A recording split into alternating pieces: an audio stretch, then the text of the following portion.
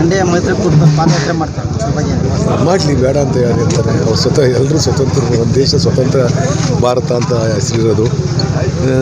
ಎಲ್ಲರೂ ಸ್ಟ್ರೈಕ್ ಮಾಡೋಕ್ಕೆ, ಹೋರಾಟ ಮಾಡೋಕ್ಕೆ ಎಲ್ಲ ಅವರೇ ಆಗಿರ್ತಕ್ಕಂಥ ಅವಕಾಶಗಳಿದ್ದಾವೆ. ಮಾಡಲಿ, ಸಂತೋಷ. ತಾಲೂಕಿನ ರೈತರಿಗೆ ಏನು ಹೇಳುತ್ತೆ? ನಾವು ಇದಕ್ಕೆ ವಿರೋಧ ಇದ್ದೀವಿ. ನಾವು ಅವರು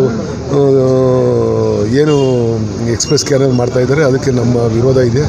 ನಾನು ಡೇ ಒನ್ನಿಂದಲೂ ಕೂಡ ಹೇಳ್ತಾ ಇದ್ದೀನಿ. ಅದನ್ನು ನಾನು ಸಭೆ ಮಾಡಿದಾಗ ಉಪಮುಖ್ಯಮಂತ್ರಿಗಳು ಸಭೆ ಕರೆದಾಗಲೂ ಹೇಳಿದ್ದೀನಿ. ನಮ್ಮ ಜಿಲ್ಲಾ ಉಸ್ತುವಾರಿ ಸಚಿವರು ಸಭೆ ಕರೆದಾಗಲೂ ಕೂಡ ಎಲ್ಲರ ಮಧ್ಯದಲ್ಲೂ ಕೂಡ ನಾವು ಅದು ಮಾಡಬಾಡಿ ಅಂತಕ್ಕಂಥದ್ದೇ ನಮ್ಮ ಒತ್ತಾಯ ಆಗಿರ್ತಕ್ಕಂಥದ್ದು. ಆದರೂ ಕೂಡ ಉಪಮುಖ್ಯಮಂತ್ರಿಗಳು ಮತ್ತು ಆ ಭಾಗದ ಶಾಸಕರುಗಳ ಒತ್ತಾಯಕ್ಕೆ ಮಣಿದು ಅವ್ರು ಮಾಡಲೇಬೇಕು ಅಂತಕ್ಕಂಥ ಉದ್ದೇಶ ಇಟ್ಕೊಂಡಿದ್ದಾರೆ. ಅದರಿಂದ ಇವತ್ತು ಅವರು ಸ್ಟ್ರೈಕ್ ಮಾಡ್ತಾವ್ರೆ. ನಾವು ಅದಕ್ಕೆ ವಿರೋಧ ಇದ್ದೀವಿ. ನಾನೇನು ಎಕ್ಸ್ಪ್ರೆಸ್ ಕ್ಯಾನಲ್ಗೆ ನಮ್ಮದು ವಿರೋಧ ಇದೆ ಸರ್. ಎಲ್ಲೊಂದು ಕಡೆ ಎನ್ ಡಿ ಎ ಪಕ್ಷದವರು ಶಾಸಕರು ರಾಜೀನಾಮೆ ಕೊಟ್ಟರು, ರೈತರ ಹಿತಾಸಕ್ತಿ ತೋರಿಸ್ತಿಲ್ಲ ಅಂತೇಳಿ ರಾಜೀನಾಮೆ ಯಾಕೆ ಕೊಡಬೇಕು? ಮಾತಾಡ್ತಿಲ್ಲ ಅಂತ ಈಗೇನು ಮಾತಾಡ್ತಾ ಇದ್ದೀನಿ?